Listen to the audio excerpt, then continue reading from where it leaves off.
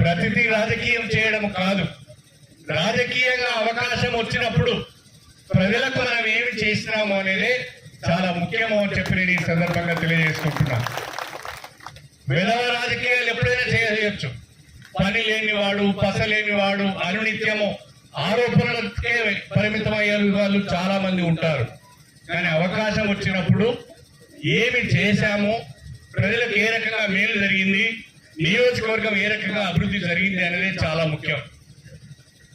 2003 జనవరిలో దేవాలయాల మొదటి దశ పనులకు శ్రీకారం చుట్టడం జరిగింది.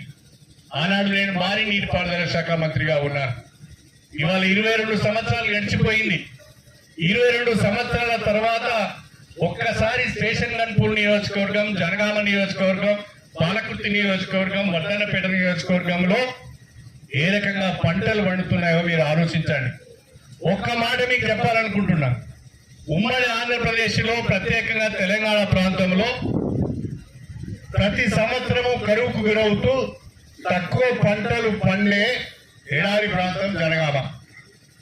ఇవాళ జనగామ జిల్లా కొత్తగా ఏర్పడిన తర్వాత అత్యధికంగా వరి సాగు అవుతున్న ప్రాంతము ఒకప్పటి ఎడారి ప్రాంతమైన జనగామ ప్రాంతం అని చెప్పి ఈ సందర్భంగా తెలియజేస్తుంది.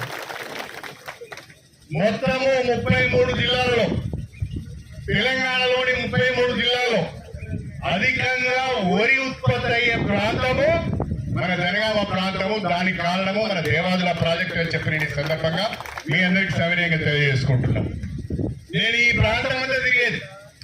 ఇప్పుడు రఘునాథపల్లి మండలం కానీ, లేదా ఈ తాటికొండ కానీ, అశ్వరావుపల్లి కానీ, మీదికొండ కానీ, లేదా రాఘవపూర్ కానీ, అటు పక్కపోతే మన చెర్లతడ కానీ, వెల్లి కానీ, అశ్వరావుపల్లి, ఈ తండాలన్నీ పట్టుకొని తిరిగితే ఆ భూములలో తొండలు కూడా గుడ్లు పెట్టేవి కావు.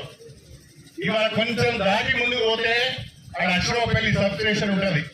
ఆ సబ్ స్టేషన్ నుంచి ఆ చెర్లతడకు పోతే ఒక్కొక్కరు ఆ గుడ్లు పెట్టని భూములను బ్రహ్మాండంగా అచ్చు కట్టి మల్లు చేసి ఇలా బంగారాన్ని పండిస్తున్నారు ఆ ప్రాంతంలో అని చెప్పి నేను మీ అందరికీ నేను సవినయంగా తెలియజేసుకుంటున్నా. దీనికి కారణం మన దేవాదుల ప్రాజెక్టు.